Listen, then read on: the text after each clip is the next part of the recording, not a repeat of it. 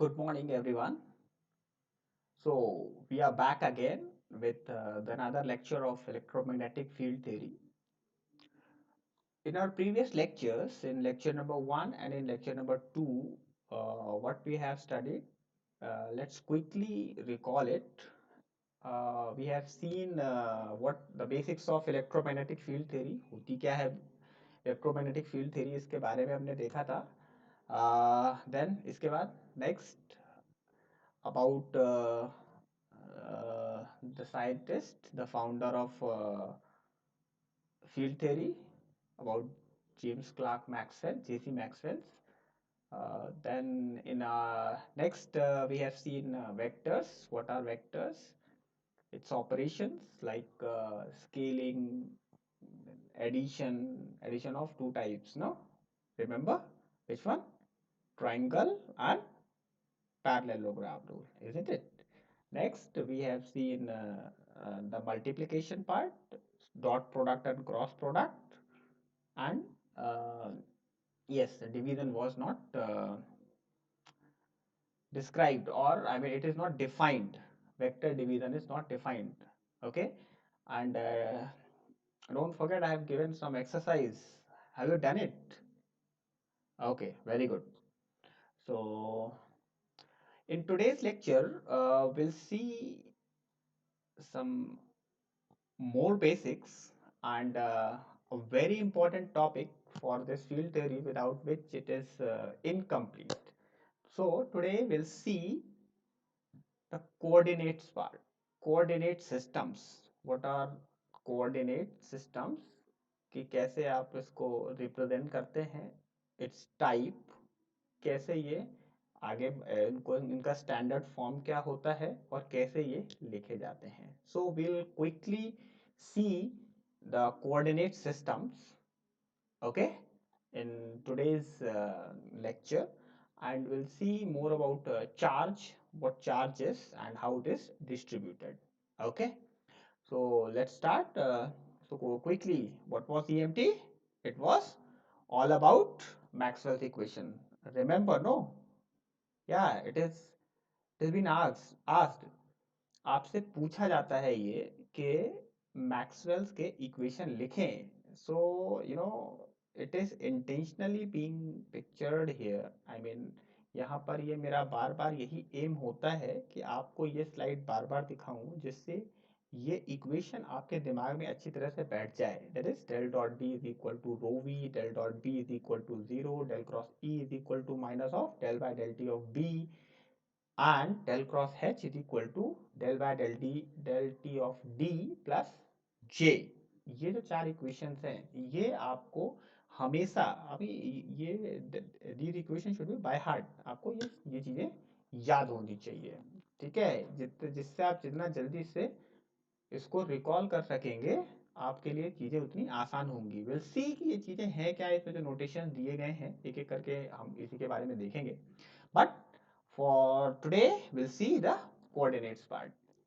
So coordinate systems is basically a method to represent a vector accurately. आप जब बात करते हैं किसी वेक्टर को आपको रिप्रेजेंट करना है तो उसके रिप्रेजेंटेशन के लिए एक मेथड बनाई गई है जिसे हम कहते हैं कोऑर्डिनेट सिस्टम. ठीक है, सो उस कोऑर्डिनेट सिस्टम में ही किसी वेक्टर को लिखा जा सकता है. ठीक, so the known coordinate system जिसमें हम किसी वेक्टर को रिप्रेजेंट करते हैं, these all are of three types. Number one, rectangular coordinate system. इसको हम कार्टेशियन कोऑर्डिनेट सिस्टम भी कहते हैं. ओके, याद रखना, rectangular and cartesian both are same. Rectangular coordinate system, या इसको आप चाहो तो लिख लो again. You should keep your pen and paper ready. Okay, बिना उसके आप लोग बैठे नहीं. पहले तो आप अपना पेन पेपर साथ लेके बैठे, जो भी जरूरी पॉइंट हो उसके नोट्स बना के चले. Now, so rectangular coordinate system, then cylindrical coordinate system and spherical coordinate system. ये आपके तीन टाइप के कोऑर्डिनेट सिस्टम है जिसमें आप किसी भी वेक्टर को लिख सकते हैं. ठीक है, और इसका ट्रांसफॉर्मेशन भी पॉसिबल है। हम ये देखेंगे कि ये कैसे ये कोऑर्डिनेट सिस्टम में वेक्टर्स को लिखा जाता है एंड इन इन तीनों में डिफरेंसेस कहाँ पे आते हैं। ठीक है, क्यों ऐसे आप ये तीन टाइप के सिस्टम बनाए गए हैं, हम ये एक एक करके देखेंगे। तो सबसे पहले देखते हैं rectangular coordinate system. What is Cartesian और रेक्टेंगुलर कोऑर्डिनेट सिस्टम, होता क्या है। ठीक, तो इसके पहले do you remember last time मैंने बताया था ओरिजिन के कोऑर्डिनेट्स क्या होते हैं। ओरिजिन के कोऑर्डिनेट्स, करेक्ट, इट इज 0 0 0। ठीक, कैसे मिलते हैं, याद है। Okay, let me tell you again. So आपके पास, let me give you this example.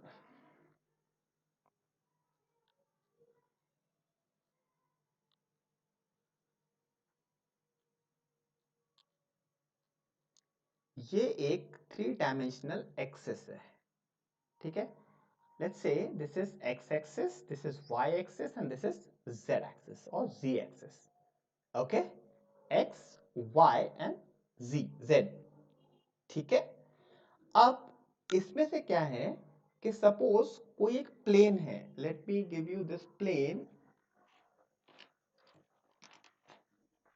या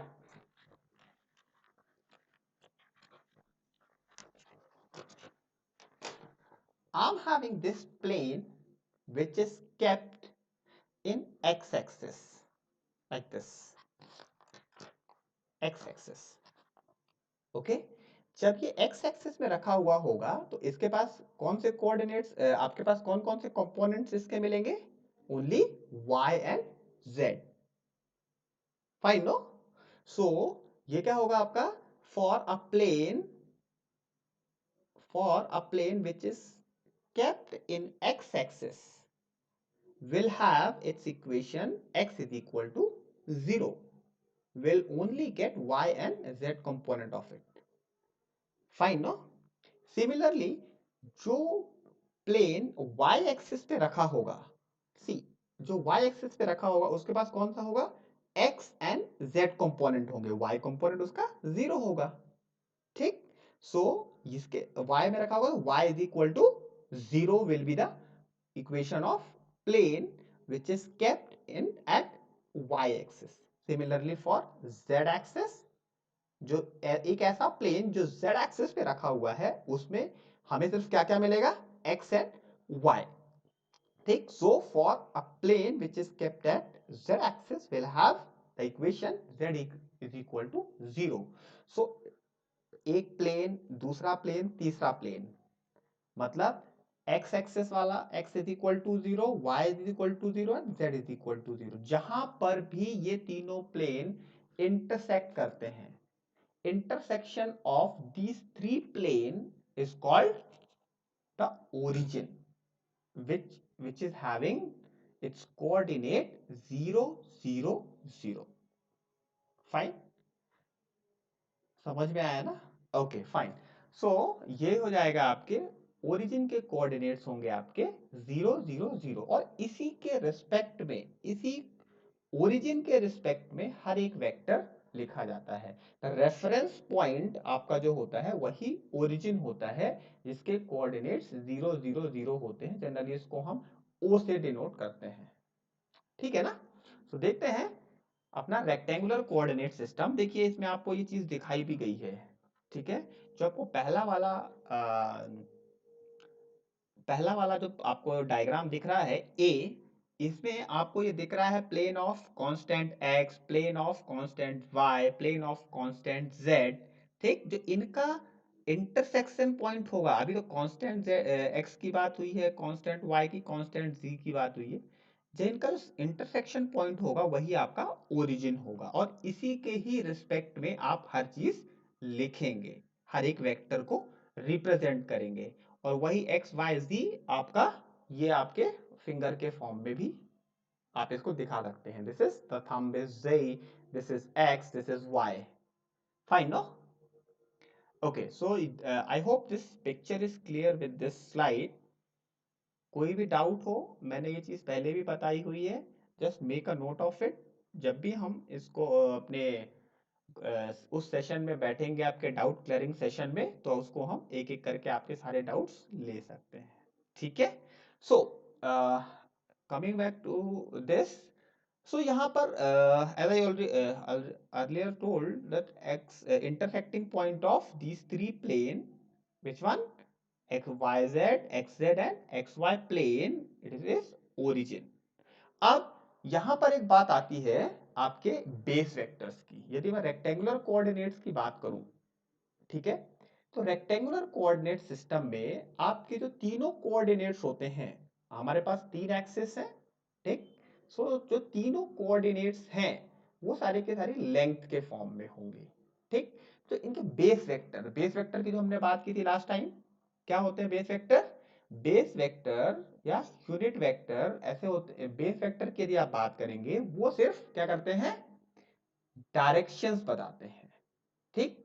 आप चाहें तो नोट कर लें इसको, यहां पर लिखा भी हुआ है, आप नोट कर लीजिए इसको। Base vectors are unit vectors which are strictly oriented along the direction of coordinate axis of the given coordinate system, ठीक। बेस वेक्टर क्या है? ऐसे यूनिट वेक्टर हैं जो आपके क्या होते हैं? जो कोऑर्डिनेट एक्सिस की डायरेक्शन को बताते हैं, ठीक है। So if I am saying this is x, तो यहां का इसका बेस वेक्टर होगा आपका ए एक्स कैप, ठीक है, स्मॉल ए एक्स, एक्स आपका सबस्क्रिप्ट में होगा, सो ए एक्स कैप। सिमिलरली वाई के अलॉन्ग क्या होगा? ये आपका एक्स है, ठीक है, वाई के अलॉन्ग क्या होगा? ए वाई। सी के जेड के अलॉन्ग क्या होगा? ए जेड कैप, ठीक है। नाउ अब कोई मुझे बताएगा, मुझे यदि ax डॉट ax लेना है, यदि मुझे ax cap dot ax cap लेना है, मतलब दो यूनिट वेक्टर जो x के अलोंग ही हैं, उनका डॉट प्रोडक्ट चाहिए, कितना मिलेगा? भाई पुराना फॉर्मूला लगाइए, a dot b is equal to A b cos theta. यही होता है ना, दो वेक्टर का डॉट प्रोडक्ट एक स्केलर क्वांटिटी होती है ना, जिसमें सिर्फ एक मैग्नीट्यूड पार्ट होता है। तो ax डॉट ax, जो ax cap dot ax cap क्या होगा? देखो, ax कैप का मैग्नीट्यूड कितना? 1। अगेन ax कैप का मैग्नीट्यूड कितना? 1। तो 1 इंटू कॉस थीटा। इन दोनों के बीच में, x और x के बीच में एंगल कितना है? 0। तो cos 0 is 1, तो 1 into 1, so ax cap dot ax cap will be, yes, 1 unity, ठीक। and ax क्रॉस ay कितना? ax cross a, ax cap cross ax cap कितना होगा? क्रॉस की यदि मैं बात करूं तो ए बी साइन थीटा, है ना, A cross B is equal to A B sine theta. That means ax cross ax, ax cap cross ax cap, if we'll see, so 1 into sine of 0, sine of 0 is 0, so ax cap cross ax cap will be 0. Cross product with same unit base vector will be 0, and dot product with same uh, base vector will be 1. याद रहेगा? Similarly ax cap cross ay cap कितना होगा? Same logic से निकालिए। ax एक vector, of course 1, ax cap का magnitude कितना? 1, ay cap का मैग्नीट्यूड कितना? 1, 1 इंटू ax और ay के बीच में एंगल कितना? कितना एंगल? 90, साइन 90 इज 1, ओके, 1। एंड अब ये क्या है? क्रॉस है, मतलब आपको डायरेक्शन देखनी x से y की तरफ। Again remember right hand thumb rule, this किस तरफ जा रहा है? z की तरफ। तो ax cross ay will be az, ठीक है, वन मैग्नीट्यूड डायरेक्शन z की साइड, क्या कहलाता है? az, ठीक है। So that will be this. आई बात समझ में? फाइन। सो अब हम इसी कोऑर्डिनेट सिस्टम में इस चीज को देखेंगे आगे, ठीक है। Now if I am saying a vector, एक कोई वेक्टर हम कहते हैं कि हमेशा ओरिजिन के रिस्पेक्ट में लिखा जाता है। यदि मैं नीचे वाली स्लाइड की बात करूं, पोजीशन वेक्टर बेसिकली होता क्या है। सपोज इसी एक्सिस में यहां पे कहीं एक कोई पॉइंट है, ठीक। See the tip of this, okay, this, it will have a definite distance from x axis, from y axis and from z axis, ठीक है, क्लियर है ना। तो जीरो से लेके, ओरिजिन से लेके उस पॉइंट तक की डिस्टेंस, डायरेक्ट डिस्टेंस कैसे कहेंगे, x भी होगा, y भी होगा और z भी होगा, होगा ना। तो इस पॉइंट के कोऑर्डिनेट्स क्या होंगे, p of x y z। पहला वाला कोऑर्डिनेट्स क्या दिखाएगा, x एक्सिस से डिस्टेंस, दूसरा वाला कोऑर्डिनेट y एक्सिस से डिस्टेंस, तीसरा वाला z एक्सिस से डिस्टेंस। तो हम क्या लिखेंगे, p ऑफ जो इसके कोऑर्डिनेट्स x y z, और ये ओरिजिन के रिस्पेक्ट में लिखा गया है, दैट मींस ओरिजिन के कोऑर्डिनेट्स क्या, 0 0 0, इसके x y z, ठीक। तो OP क्या हो गया, O से लेके P तक के डिस्टेंस P माइनस O, ठीक। x minus 0 in ax cap plus y minus 0 ay cap plus z minus 0 is z az cap, ठीक, क्लियर है। इस तरह से आप इसको पोजीशन वेक्टर लिखते हैं। तो हर चीज याद रखिएगा ओरिजिन के रिस्पेक्ट में लिखी जाती है। So the standard form of rectangular coordinate system, it is written, suppose मैं इसको एक वेक्टर ए से दिखाऊं, remember it is not vector a, rather it is vector OA, correct, vector OA, that is equal to capital AX. What is capital AX, what is capital AX, it is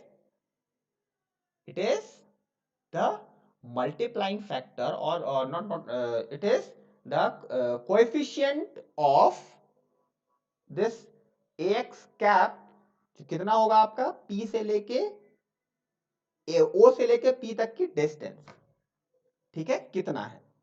similarly plus capital a y with in the direction of a y plus a z, capital a z in the direction of z, ठीक। तो this is the standard form of rectangular coordinate system जिसमें हम इसको लिखते हैं।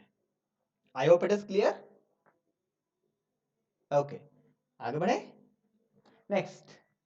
सो अब यदि आपको इसमें मॉड निकालना है, मॉड ऑफ कॉस कैसे लिखते हैं आप, कैसे लिखते हैं mod, under root of x, जो आपका ए एक्स कैप था, ए वाई कैप था, ए जेड कैप था, जो तीनों के कोफिशिएंट है उनका स्क्वायर, और फिर स्क्वायर के बाद सम करने के बाद उसका स्क्वायर रूट, जैसा स्टैंडर्ड हम इसका मॉड निकालते हैं, ठीक। यूनिट वेक्टर कैसे निकालेंगे, vector upon mod of that vector. तो यदि मैं इस एग्जांपल से बात करूं, एक्स वाई जेड जो इसके कोऑर्डिनेट्स हैं, सो इसके अकॉर्डिंग इसका आर ऑफ ओपी है ना, जो ये लिखा हुआ है वेक्टर आर ऑफ ओपी, तो यहां पे लिखा है x of a x plus y of a y plus z of a z. यदि ये लिखा हुआ है तो इसका यूनिट वेक्टर कैसे निकालोगे आप, this whole vector divided by under root of x square plus y square plus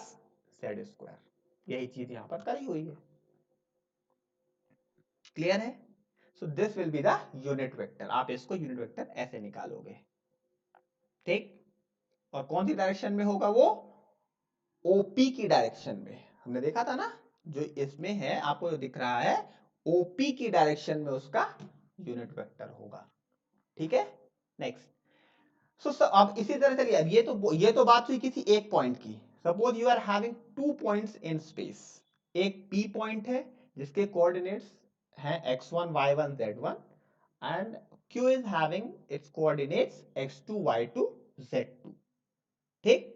so OP कैसा, वेक्टर ओपी कैसा लिखा जाएगा, of course p minus o, क्या है x1, ऑफ कोर्स ओरिजिन के कोऑर्डिनेट 0 0 0, तो आपको सेम मिल जाएगा, x1 in the direction of x plus y1 in the direction of y plus z1 in the direction of z. Similarly q के coordinates, q मतलब OQ, ठीक है, समझ में आ रहा है, OQ, that means x2 in the direction of x plus y2 in the direction of y and z2 in the direction of z. ठीक, अब यदि आपको PQ निकालना है तो PQ ये कहलाएगा पर डिस्टेंस वेक्टर। हमेशा हम क्या देखते हैं, PQ, जैसे PQ में आप देख रहे होंगे ऊपर वेक्टर लिखा हुआ है जहां उसका एरो हेड है, ठीक, तो उस वक्त PQ क्या दिखा रहा है, P से, वेक्टर P से स्टार्ट हो रहा है और Q तक जा रहा है, ठीक है, P टेल है, Q हेड है। तो जब भी आप लिखोगे डिस्टेंस वेक्टर, बाद से पहले वाले को आप माइनस करोगे, क्या लिखा हुआ है, PQ is equal to Q minus P। Clear? यदि वेक्टर ए बी लिखा होता तो b, vector b minus vector a. In fact यहां पर वेक्टर पी क्यू जो लिखा हुआ है, जो distance vector, it is O Q minus O P. A B लिखा होता तो O B minus O A. Clear ना?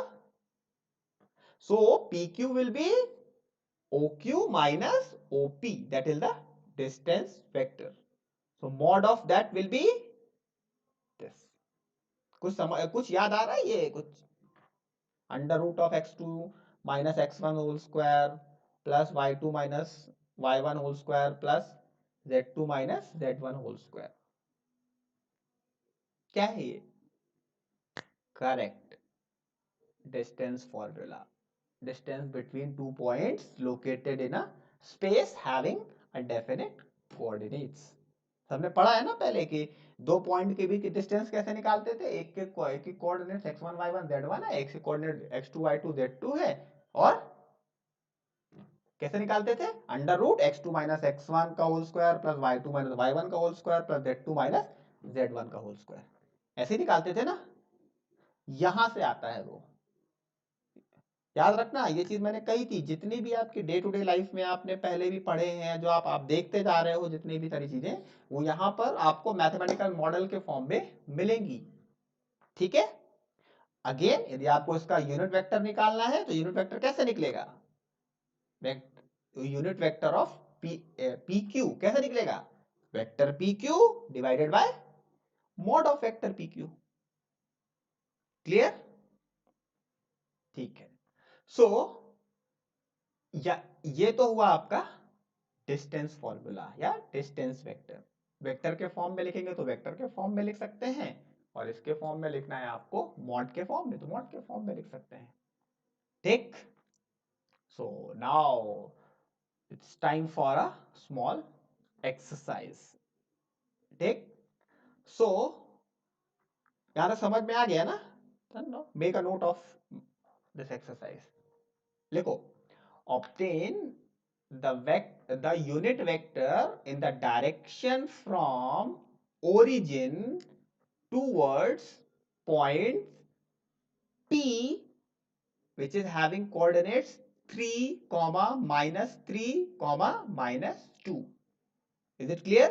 Obtain the unit vector in the direction from origin towards point P having coordinates 3 minus 3 and minus 2. ठीक, तो simple सी चीज है कि आपको ओरिजिन से एक कोई पॉइंट दिया हुआ है जिसके स्पेसिफिक कोऑर्डिनेट्स है, और उसका आपको यूनिट वेक्टर निकालना है। वही चीज जो हमने भी ऊपर पढ़ी है, उसी का एक न्यूमेरिकल फॉर्म है बस। जैसे हमने वेक्टर निकाला था PQ डिस्टेंस वेक्टर, तो यहाँ पर OP निकालना है आपको बस, और उसका यूनिट वेक्टर निकाल लेंगे, पक्का ना? चलो, ठीक। So this is your rectangular coordinate system और कार्टेशियन कोऑर्डिनेट सिस्टम। आई बात समझ में? इसको आप और एक तरीके से विजुअलाइज कर सकते हैं। कैसे? एक क्यूबॉइड, एक क्यूबॉइड जो आपके इस एक्सिस पे रखा हुआ है। क्यूबॉइड में जितनी भी आपकी साइड्स होती हैं, वो क्या होती है, सारी सारी सारी लेंथ के फॉर्म में होती है ना, ठीक है। तो एक क्यूबॉइड के फॉर्म में आप इसको कैसा इमेजिन कर सकते हैं? ये देखिए, इस वाले स्लाइड में देखिए, क्यूबॉइड के फॉर्म में दिख रहा है, ठीक। so, इसीलिए इसका कहा गया रेक्टेंगुलर, ठीक। रेक्टेंगल में सारे आपके क्या होते हैं, सारी साइड्स डिस्टेंस के फॉर्म में, ठीक। चले next are a cylindrical coordinate system. Cylindrical coordinate system क्या होता है?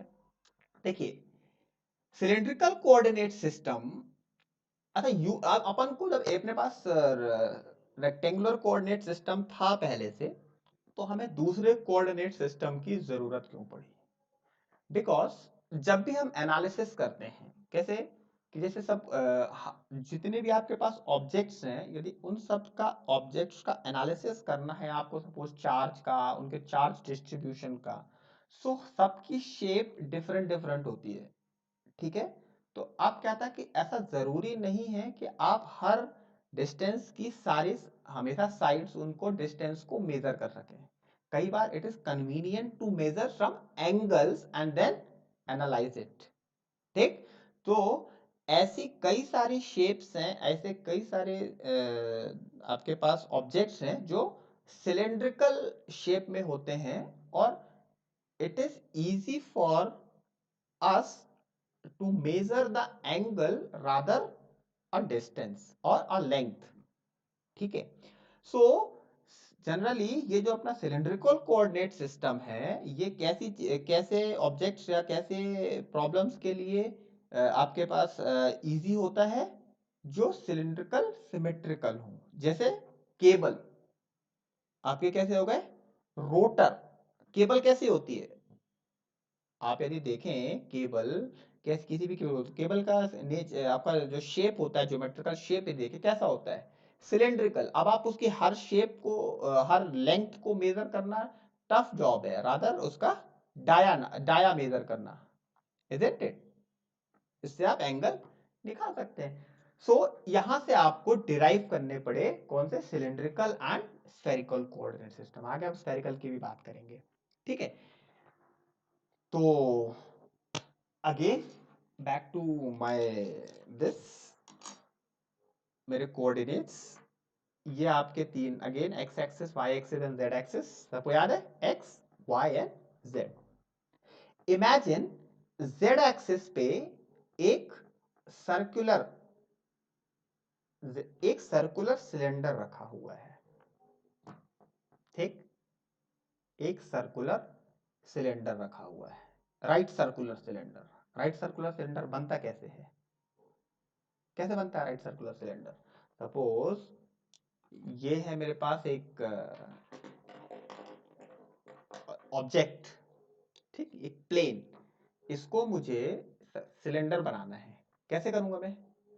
इसकी एक साइड को पकड़ के रखो और इस पूरे को 2 पाई रेडियन या 360 डिग्री घुमा दीजिए, बन जाएगा सिलेंडर, बन जाएगा ना। तो ये चीज क्या कहलाएगी, उसकी रेडियस। इसको आप पकड़ के रखो, उस रेडियस के अलॉन्ग इसको घुमा दो, आपका एक राइट सर्कुलर सिलेंडर बन जाएगा, ठीक है। नाउ तो इसमें हम ये इमेजिन करते हैं कि एक इस कोऑर्डिनेट्स पे मेरा, इस एक्सिस पे सॉरी, मेरा एक राइट सर्कुलर सिलेंडर रखा हुआ है, ठीक। इस सिलेंडर की एक्सिस, इमेजिन करो, इस सिलेंडर की एक्सिस जेड एक्सिस पे कोइंसाइड कर रही है, मतलब जेड एक्सिस और उस सिलेंडर की एक्सिस सेम है, ठीक। इसके कौन कौन से कोऑर्डिनेट्स होंगे? इसका पहला कोऑर्डिनेट होगा सिलेंडर की रेडियस, ठीक। सिलेंडर की रेडियस कितनी हो सकती है रेडियस? जितना मन पड़े उतनी रख लो। दैट मींस जीरो से लेके कहां तक जा सकती है, इन्फिनिटी तक। आप कितना बड़ा सा सिलेंडर बना लो ना, कोई प्रॉब्लम थोड़ी है, इन्फिनिटी रेडियस रख लो, ठीक। तो आर की पहले कोऑर्डिनेट क्या हुआ, रेडियस। उसकी रेंज क्या हो सकती है, जीरो से लेके इन्फिनिटी तक, ठीक। दूसरा, वो पॉइंट, सपोज सपोज इतना बड़ा है आपका सिलेंडर, यहां यहां से लेके यहां तक इस इतने रेडियस का सिलेंडर है, ठीक। इसको आप इसके नीचे वाले प्लेन पे प्रोजेक्ट करो। यदि z एक्सिस पे रखा है सिलेंडर तो इसका नीचे वाला प्रोजेक्टिंग प्लेन कौन सा होगा? yz plane, no xy plane, isn't it? z इस पे है, z पे रखा हुआ है, तो कौन से प्लेन पे इसका प्रोजेक्शन आएगा? xy प्लेन पे, ठीक। तो xy प्लेन पे ये प्रोजेक्शन है, प्रोजेक्टिंग प्लेन, ये आपका ऐसा कुछ प्रोजेक्टिंग प्लेन, और ये xz के साथ जो जितना एंगल बनाएगा वो क्या कहलाएगा? आपका सेकंड कोऑर्डिनेट। समझ में आ रहा है? जैसे ये आपका एक्सेस हो गया रेडियस, इसको आपने क्या किया? नीचे प्रोजेक्ट किया, ठीक। तो एक प्रोजेक्टिंग प्लेन बना जो आपको यहाँ पे शेडेड फॉर्म में दिख रहा होगा, और ये शेडेड फॉर्म वाला जो इमेजिनरी प्रोजेक्टिंग प्लेन है, उस प्लेन का एक्स-जेड प्लेन के साथ जितना एंगल है वो हमारा दूसरा कोऑर्डिनेट होगा, जिसको हम कहेंगे फाई या फी, फाई, ठीक है। फाई की रेंज कितनी हो सकती है? ये एक्स-जेड प्लेन यहां से लेके 0 डिग्री से लेके कितना घूम सकता है? 360 घूम सकता है ना। तो फाई की रेंज कितनी हुई? 0 से लेके 2 पाई। और तीसरा सिलेंडर की हाइट, सिलेंडर की हाइट हम कहते हैं इसको z, ठीक है। तो तीन कोऑर्डिनेट्स इसके कौन कौन से हुए?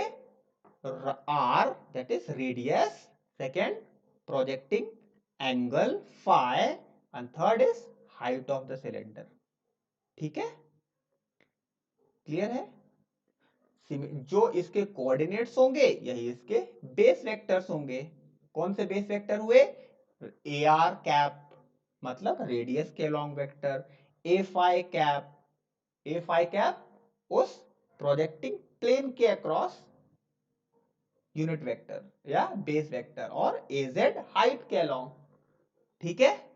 तो याद रखना, किसी भी बेस वेक्टर का खुद के साथ उसका डॉट प्रोडक्ट 1, बाजू वाले के साथ क्रॉस प्रोडक्ट तीसरा वाला, आर फाई जेड एक सर्कल के फॉर्म में चलेंगे, ठीक है, साइक्लिक फॉर्म में। क्लियर है? अच्छा, जिसको ए फाई ना समझ में आया हो, ए फाई कैप, ए फाई क्या होता है आपका? एक टेंजेंशियल टू दैट पॉइंट जहां से वो आपका एंगल प्रोजेक्टिंग एंगल खत्म होता है, वहां से टेंजेंशियल, उस पॉइंट के टेंजेंशियल, ठीक।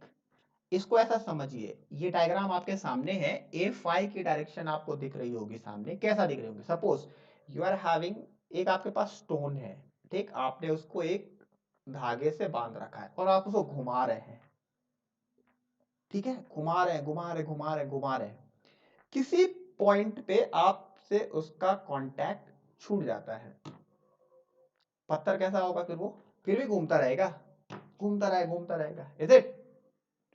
नहीं। जिस टाइम पे आपका पॉइंट ऑफ कांटेक्ट, उस धागे से आपका पॉइंट ऑफ कांटेक्ट छूटा, उसी पॉइंट के अक्रॉस वो टेंजेंशियल सीधा जाएगा। समझ में आ रहा है? यही चीज आपके ए फाई के साथ है। जो भी प्रोजेक्टिंग प्लेन है, वो प्रोजेक्टिंग प्लेन उस पॉइंट के अक्रॉस, उस पॉइंट से टेंजेंशियल जो डायरेक्शन होगी वो ए फाई की डायरेक्शन होगी, ठीक है। तो इसका स्टैंडर्ड फॉर्म कैसे लिखा जाता है? OP, it is PR in the direction of AR, of course radius direction में, radial direction में, P phi in the direction of A phi plus PZ in the direction of AZ, Z की direction में। एक समझने वाली बात यहां पर यह है कि हमारे पास रेक्टेंगुलर कोऑर्डिनेट सिस्टम या कार्टेशियन कोऑर्डिनेट सिस्टम में तीनों हमारे कैसे थे? तीनों हमारे जो कोऑर्डिनेट्स थे वो क्या थे? लेंथ थे। लेकिन यहां दो लेंथ है और एक एंगल है, ठीक है, दो लेंथ है और एक एंगल है। क्लियर है ये अच्छे से? Okay, fine. कोई डाउट अभी भी? ठीक है ना? चलें देखते हैं नेक्स्ट। ओके सो तो नेक्स्ट है आपका क्या, सिलेंडर स्फेरिकल कोऑर्डिनेट सिस्टम। ठीक, सो स्फेरिकल कोऑर्डिनेट सिस्टम में अभी हमने रेक्टेंगुलर में क्या देखा, एक क्यूबॉइड आपका रखा हुआ है किस पे, उस एक्सिस पे, एक्स वाई जेड वाली एक्सिस पे। ठीक है, सिलेंडर में क्या देखा, उस जेड एक्सिस पे हमने एक राइट सर्कुलर क्या रख दिया, हमने सिलेंडर रख दिया। उसके आपके तीन कोऑर्डिनेट्स, दो लेंथ और एक एंगल मिला, किसमें, सिलेंड्रिकल में। रेक्टेंगुलर में तीनों क्या मिले, लेंथ मिले। ठीक, रेक्टेंगुलर के कोऑर्डिनेट्स क्या क्या थे, कौन से, तीनों लेंथ थे। बेस वेक्टर क्या क्या थे, a x cap, a y cap और ए जेड कैप। सिलेंड्रिकल में क्या थे आपके, a r cap, a phi cap और ए जेड कैप। इसका ऑर्डर नहीं भूलिएगा, ठीक है, इसी फॉर्म पे लिखेंगे हम। आता है नेक्स्ट आपका spherical coordinate system. Spherical coordinate system में आप देखेंगे क्या होता है कि जो कई ऐसे ऑब्जेक्ट होते हैं जहां पर आपको एक जरूरत होती है बड़े से स्फेयर की। जब कुछ भी कोई शेप या सिमेट्री जब नहीं पे उसको कवर कर पाती है, तो हम ये मानते हैं कि वो पॉइंट वो एक बड़े से इमेजिनरी स्फेयर के अंदर है। ठीक, सपोज वही एक्सिस जिस पर हमने कभी क्यूबॉइड रखा, कभी हमने सिलेंडर रखा, हम ये मानते हैं कि एक बहुत बड़ा सा आपका स्फीयर रखा हुआ है। स्फीयर का जो सेंट्रॉइड है, ठीक, 0 0 0, वो 0 0 0 पे है, वो ओरिजिन पे है। मतलब ओरिजिन और स्फीयर का जो सेंटर पॉइंट है वो क्या है आपका, कोइंसाइड कर रहा है, सेम है। ठीक है, क्लियर। सो इसमें क्या होंगे, इसके आपके तीन कोऑर्डिनेट्स कौन कौन से होंगे। पहला जो कोऑर्डिनेट होगी वो होगी आपकी रेडियस। मतलब जीरो से लेके आपका उस सरफेस तक जो पॉइंट, जो लेंथ को जो लेंथ रिप्रेजेंट कर रही है ओरिजिन से लेके उस स्फीयर की सरफेस तक, वो आपका पहला कोऑर्डिनेट, वो क्या कहलाएगी, आपकी रेडियस।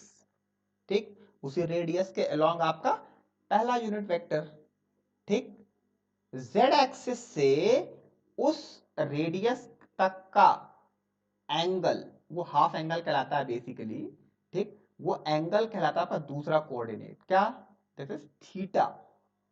ठीक, इसको आप ऐसा मान सकते हैं कि एक राइट सर्कुलर कोन रखा हुआ है जिसका एपेक्स ओरिजिन पे है। ठीक है, सो उसका हाफ एंगल लिया गया है, जीरो से लेके वो एक्स जो एक्सिस रेडियस है उतना एंगल थीटा। ठीक है, हाफ एंगल है, याद रखिएगा। और वही प्रोजेक्टिंग अगेन, वही चीज को मैं नीचे वाले प्लेन पे, मतलब एक्स वाई प्लेन पे प्रोजेक्ट करता हूं, तो जो मेरा प्रोजेक्टिंग प्लेन और एक्सजेड प्लेन के बीच का एंगल, जो वहां का जो सेकंड कोऑर्डिनेट था वो यहाँ पर थर्ड है। ठीक है, वो कहलाता है फाई। तो यहाँ पर जो कोऑर्डिनेट्स मिलेंगे आपको, आर, थीटा और फाई। आर की रेंज कितनी हो सकती है, जितना बड़ा आप लेना चाहो। स्फेयर कितना बड़ा हो सकता है, इमेजिनरी स्फेयर, सोच लो, जीरो से लेके इंफिनिटी तक। तो रेडियस कितनी हो सकती है, जीरो से लेके इंफिनिटी तक, कितना भी बड़ा आप स्फीयर मान लो। ठीक, थीटा कितना हो सकता है, हाफ एंगल है, वो जेड एक्सिस से रेडियस कितना जा सकता है, वो सिर्फ 180 डिग्री। तो आर की रेंज कितनी, जीरो से लेके पाए तक, 180 डिग्री तक। और प्रोजेक्टिंग जो प्लेन है आपका, प्रोजेक्टिंग प्लेन क्या कहलाएगा आपका, वो प्लेन जो उस पॉइंट को नीचे एक्स वाई प्लेन पे प्रोजेक्ट होने पे एक्स जेड प्लेन के साथ जितना भी जो इमेजिनरी प्लेन मिलता है उसको कहेंगे फाई। फाई कितना घूम सकता है, पूरा 360 डिग्री। ठीक, तो फाई की रेंज कितनी होगी, जीरो से लेके 2 पाई रेडियन या 360 डिग्री। ठीक, इसी के अकॉर्डिंग इसके बेस वेक्टर्स हो जाएंगे। कौन कौन से base vector, A R, A theta और ए फाई। ध्यान देने वाली बात यह है, किसी भी कोऑर्डिनेट सिस्टम के तीनों बेस वेक्टर हमेशा एक दूसरे से परपेंडिकुलर होते हैं। मतलब ए आर, ए थीटा और ए फाई हमेशा एक दूसरे से परपेंडिकुलर होंगे। ए एक्स, ए वाई, ए जेड रेक्टेंगुलर कोऑर्डिनेट सिस्टम में तीनों परपेंडिकुलर होंगे, एक दूसरे पे 90 डिग्री से होंगे। ए आर, ए फाई और a z in cylindrical coordinates, ये तीनों एक दूसरे से 90 डिग्री पे होंगे। क्लियर है? तो इसका स्टैंडर्ड फॉर्म आपके सामने है, ओपी, पी के वेक्टर पी देखो, p r a r, direction of a r of course, plus p theta a theta plus p phi a phi. ठीक है? यहां पर ध्यान देने वाली बात यह है कि आपके पास एक लेंथ है, दो एंगल है। बात समझ में आ रही है? एक लेंथ दो एंगल, तो हम कहां से चले थे? तीनों लेंथ जिसमें से कोई भी एंगल नहीं था, अगले कोऑर्डिनेट सिस्टम में आए तो एक लेंथ कम हुई, उसके बदले एक एंगल आ गया। तीसरे कोऑर्डिनेट सिस्टम में आए तो एक लेंथ और कम हुई, एक और एंगल आ गया। मतलब तीनों लेंथ, फिर दो लेंथ एक एंगल, और यहां पर एक लेंथ और दो एंगल स्फेरिकल कोऑर्डिनेट सिस्टम में। क्लियर? ठीक। सो ये आपको उसका स्टैंडर्ड फॉर्म लिखा हुआ है, P वेक्टर P देखो, p r in the direction of a r plus p theta in the direction of a theta plus p phi in the direction of a phi. ठीक है? चले, सो ये आपका हुआ आपका स्फेरिकल कोऑर्डिनेट सिस्टम। ठीक। सो इन तीनों की आपको स्टडी करनी है। जो भी इसमें इसका डिफरेंशियल पार्ट आपको इसमें से आप जो मैंने आपको अच्छा बुक के इसमें बता दूं, विलियम हेट एंड बक आपको रेफरेंस यूज करना है। उसमें से आप देख सकते हैं, एक सदीकू है, उसमें को भी आप उसको रेफर कर सकते हैं। ठीक। बाकी आप अपने डाउट्स बिल्कुल अपनी डाउट क्लियरिंग सेशन में बिल्कुल ला सकते हैं। ठीक। तो this was all about your coordinate system. Clear है? नेक्स्ट आते हैं हम चार्ज पे। ठीक। चार्ज और उसका डिस्ट्रीब्यूशन। ठीक। और वही वही यहां पे इंटीग्रल के टाइप होंगे। आपके पास चार टाइप के चार्ज होते हैं। ठीक है? चार टाइप। कैसा? नंबर वन, एक होता है पॉइंट चार्ज। ठीक है? यहां पर मेंशन इसमें लिखा हुआ है इंटीग्रल, और उसमें आप पहले ध्यान से अपने इन वर्ड्स को समझें और ध्यान से सुने। पहला पहला आपका टाइप ऑफ चार्ज में जो होता है वो होता है पॉइंट चार्ज। मतलब एक ऐसा चार्ज जो एक पॉइंट पे कॉन्सेंट्रेटेड है। पॉइंट की डेफिनेशन क्या होती है? डायमेंशनलेस क्वांटिटी, जिसकी ना तो कोई लेंथ है, ना कोई एरिया है, ना कोई वॉल्यूम है। ठीक। स्पेस में ऐसा कोई पॉइंट जिसका ना तो कोई लेंथ है, ना कोई एरिया है, ना कोई वॉल्यूम है। ठीक। So a charge concentrated on a point is called point charge. ठीक है? क्लियर? चले, अब सपोज आपके पास एक लाइन है। ठीक है? ठीक। और मैंने कहा ये इन्फिनिटी है, ये लाइन इनफाइनाइट लेंथ की है। अब इसमें टोटल चार्ज है इसका Q। अब इनफाइनाइट है, अब आप इसको कैसे निकालोगे? वैसा तो नहीं कह सकते ना कि इनफाइनाइट लेंथ है तो इसके चार्ज भी इसमें हो। तो हम इसके लिए क्या करते हैं, इसकी पर यूनिट लेंथ का चार्ज देखते हैं। एक यूनिट लेंथ पे कितना चार्ज है। तो चार्ज पर यूनिट लेंथ। बात समझ में आई? चार्ज पर यूनिट लेंथ, और इसको हम कहते हैं लाइन चार्ज डेंसिटी। क्या कहेंगे हम? Line charge density. सो ये क्या हो गया, जितनी भी लंबी लाइन ये लाइन हो, जितनी भी लंबी, ठीक है, कर्व्ड पाथ हो, सीधा हो, डजंट मैटर। आपको ये मालूम है कि एक यूनिट लेंथ पे, एक मतलब सपोज यदि मैं बात करूं आपके एसआई यूनिट की, तो एक मीटर लेंथ पे सपोज 5 कूलाम चार्ज है, तो 5 मीटर पे कितना निकाल सकते हैं ना? सेम यही चीज है। तो टोटल चार्ज यदि मुझे इसका निकालना है तो क्या करें, उस रोएल को इस लेंथ के अक्रॉस इंटीग्रल कर दीजिए, उसका मिल जाएगा। तो रो एल यहां पर क्या हुआ, लाइन चार्ज डेंसिटी, और रो एल को क्या कहा आपने, charge distributed on a line. ठीक। पर यूनिट लेंथ पे कितना चार्ज है। तो पहले हमारे जो पॉइंट चार्ज था, पॉइंट चार्ज की यूनिट क्या हुई, कूलम। इसकी यूनिट क्या हुई, charge per unit length, coulomb per metre. Clear. अगला चार्ज क्या हो सकता है, अगला चार्ज हो सकता है चार्ज एक किसी सरफेस पे डिस्ट्रीब्यूटेड। ये सपोज ये चार्ज है, ये सरफेस है आपके पास, इस सरफेस पे ये चार्ज डिस्ट्रीब्यूटेड है। कितना चार्ज डिस्ट्रीब्यूटेड है अब हमें नहीं पता। हम क्या करेंगे, पर यूनिट एरिया पे, क्योंकि सरफेस है हमारे पास, दो डायमेंशन है, एक ये और एक ये, लेंथ और ब्रेड्थ, तो हम पर यूनिट एरिया पे चार्ज देख लेंगे। तो ये डिनोट किया जाता है रो एस से, वो कहलाता है surface charge density, charge distributed on per unit area. ठीक, charge per unit area is surface charge density. Clear. तो पूरे एरिया का निकालना हो, क्या करेंगे हम इसको इंटीग्रेट कर देंगे, और जब सरफेस का जब इंटीग्रल आएगा तो दो एक्सिस हैं आपके पास, दो कोऑर्डिनेट्स हैं, है ना, एक ये और एक ये, तो कौन सा इंटीग्रल आएगा, डबल इंटीग्रल या सरफेस इंटीग्रल। लाइन वाले में कौन सा इंटीग्रल आया था, सिंगल इंटीग्रल, है ना। और सिमिलरली यदि वो वॉल्यूम के फॉर्म में है किसी, ठीक, इसमें इनफाइनाइट वॉल्यूम है और उसका आपको चार्ज हमें नहीं पता, तो हम क्या करेंगे, पर यूनिट वॉल्यूम पे चार्ज देख लेंगे। तो पर यूनिट वॉल्यूम पे जितना चार्ज होगा, charge per unit volume, that will B volume charge density. Clear है। तो चार्ज, और अच्छा उसकी यूनिट क्या होगी, वॉल्यूम चार्ज डेंसिटी की यूनिट क्या होगी, कूलाम पर मीटर क्यूब। ठीक है, सरफेस चार्ज डेंसिटी की यूनिट क्या होगी, कूलाम पर मीटर स्क्वायर।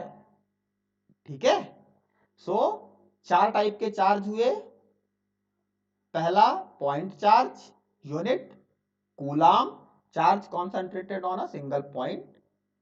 दूसरा क्या हुआ, लाइन चार्ज, इसमें क्या कहलाएगा आपका, charge distributed on a line, और इसको आप दिखाएंगे किससे, लाइन चार्ज डेंसिटी से। तो charge per unit length, that will B of, unit क्या होगी इसकी, कूलाम पर मीटर। नेक्स्ट होगा आपका सरफेस चार्ज। सरफेस चार्ज में क्या होगा आपका, सरफेस चार्ज डबल इंटीग्रल आएगा, जहां आपको टोटल चार्ज निकालना है, और यहाँ पर डिनोट करेंगे इसको रो एस से, charge distributed on per unit area. Charge per unit area is surface charge density, area sorry, इसका unit charge coulomb per metre square, और वॉल्यूम के लिए coulomb per metre cube. Volume charge density, charge distributed on per unit volume. Clear है ये सारे charge distribution. इसको ध्यान रखना है, तभी आप आगे चल के इसको देख पाएंगे और सारी चीजें निकाल पाएंगे। डबल इंटीग्रल कहाँ आना है, ट्रिपल कहाँ आना है, सिंगल कहाँ आना है। जहां पर एक एक्सिस है, एक चीज इन्वॉल्व है, तो वहां पर जैसे लाइन इन्वॉल्व है, एक ही एक्सिस है आपके पास, वहां सिंगल इंटीग्रल। सरफेस दो एक्सिस है, लेंथ एंड ब्रेड्थ, वहां पर डबल इंटीग्रल। और जहां पर तीनों इन्वॉल्व है, वॉल्यूम, तो वहां पर ट्रिपल इंटीग्रल या वॉल्यूम इंटीग्रल भी कहते हैं इसको। अभी क्लियर ऑन दैट। सो ये हुए इसके चार्ज डिस्ट्रीब्यूशन। ठीक। ऑन अ समरी नोट, हमने क्या क्या देखा आज, आज हमने देखा आपके कोऑर्डिनेट सिस्टम। क्या होते हैं coordinate system, it is the method to represent a vector accurately. ठीक, कितने टाइप के, तीन टाइप के, rectangular, cylindrical and spherical coordinate system. Charge क्या होते हैं, चार्ज तो मैंने पहले भी बताया हुआ है, क्या होता है charge, charge is nothing but और एक्सेस और डेफिशिएंसी ऑफ इलेक्ट्रॉन। उसके टाइप्स कितने हुए या डिस्ट्रीब्यूशन कितने हुए, point charge, line charge, surface charge and volume charge. उसी के रिस्पेक्टिव वैसे इंटीग्रल निकल के आएगा। क्लियर है। Okay, so that's it for the day. So here is your small exercise. और एक्सरसाइज आपकी ये है कि जो कोऑर्डिनेट सिस्टम का एक दूसरे में कन्वर्जन है, ठीक, तो उस कन्वर्जन को देखना है और वो कन्वर्जन टेबल बनानी है, ठीक। तभी आप एक दूसरे में इसको समझ सकेंगे और एक दूसरे में कोऑर्डिनेट सिस्टम को बदल सकेंगे। ये ट्रांसफॉर्मेबल है, एक दूसरे में ये रेक्टेंगुलर बन सकता है, सिलेंड्रिकल सिलेंड्रिकल बन सकता है, रेक्टेंगुलर दोनों बन सकते हैं, ठीक। मैंने कहा ना एक फैक्टर को लिखने का तरीका है, आप किसी में लिखो ना, रेक्टेंगल में लिखो, सिलेंडर में लिखो, या स्फेरिकल में लिखो, आप किसी में भी लिख सकते हैं, ठीक है। सो आपको कन्वर्जन टेबल को पढ़ना है और उसको, उस टेबल कैसे आती है वो अपने कॉपी में उसको, उसके अपने नोट में उसको बनाना है, ठीक है। So thank you very much lovely people, and thank you all.